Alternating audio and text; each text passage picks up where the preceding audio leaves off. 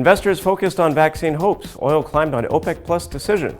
U.S. stock indexes closed higher on Tuesday despite mixed corporate earnings, deteriorating U.S. China relations, and efforts by some U.S. states to close down businesses again with the coronavirus cases rising. Investors were inspired by comments from Federal Reserve's Brainerd, who called for sustained large-scale asset purchases by the U.S. central bank to help with the economic rebound amid the uncertainty brought on by the pandemic.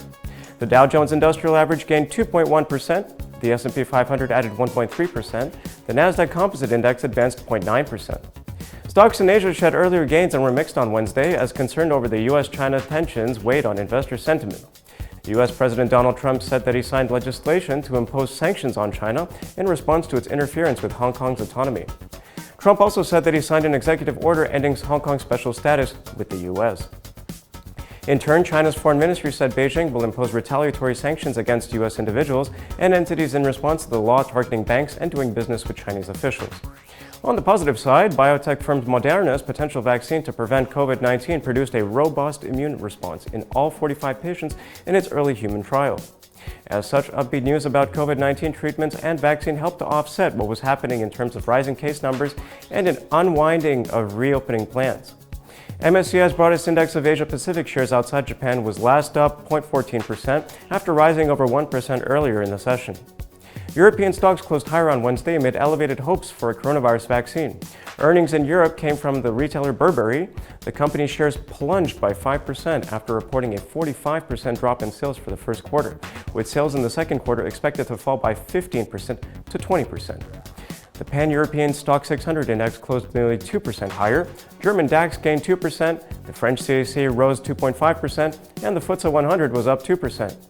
U.S. stocks rose on Wednesday following positive news about a coronavirus vaccine and a strong earnings report from Goldman Sachs, driven by upbeat results in trading and investment banking divisions.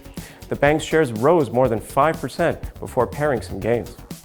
According to the Fed's Beige Book, the economic activity increased nearly all in its districts from prior to its report in May, but was still far below levels seen prior to the COVID-19 pandemic.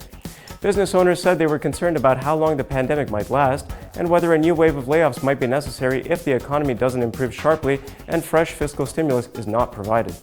In other economic data, the New York Reserve Bank's Regional Empire State Index for July posted its first positive reading since February, while industrial production in June jumped by 5.4% on top of the 1.4% gain in May versus the expected rise by 4.1%. Elsewhere, the dollar was down nearly all across the board, but managed to trim losses partially by the end of the day. The euro-US dollar climbed to 4-month highs around 1.1450, but finished the day marginally above 1.14. Earlier on Thursday, the pair saw a bearish bias, flirting with the 1.14 handle ahead of the ACB monetary policy meeting due later today. Meanwhile, oil prices rose nearly 2% on Wednesday after a positive U.S. inventory report from the Energy Information Administration that confirmed the API's report a day earlier that crude oil stocks in the United States had fallen by more than 7 million barrels. Also, prices were higher even though the OPEC Plus group agreed to ramp up production once again, with the market interpreting the move as OPEC's confidence in the upswing in crude oil demand. Assurances from U.S. President Trump that Washington will not levy sanctions on China for its treatment of Hong Kong added to some optimism in the oil market. As a result, Brent extended intraday gains to June 23 highs, marginally below the $44 handle, and pulled back slightly at the close. Early on Thursday, the futures saw a modest bearish bias, changing hands around $43.50. That is all for today. Thank you for watching. Please click subscribe to always be in touch with the latest market news.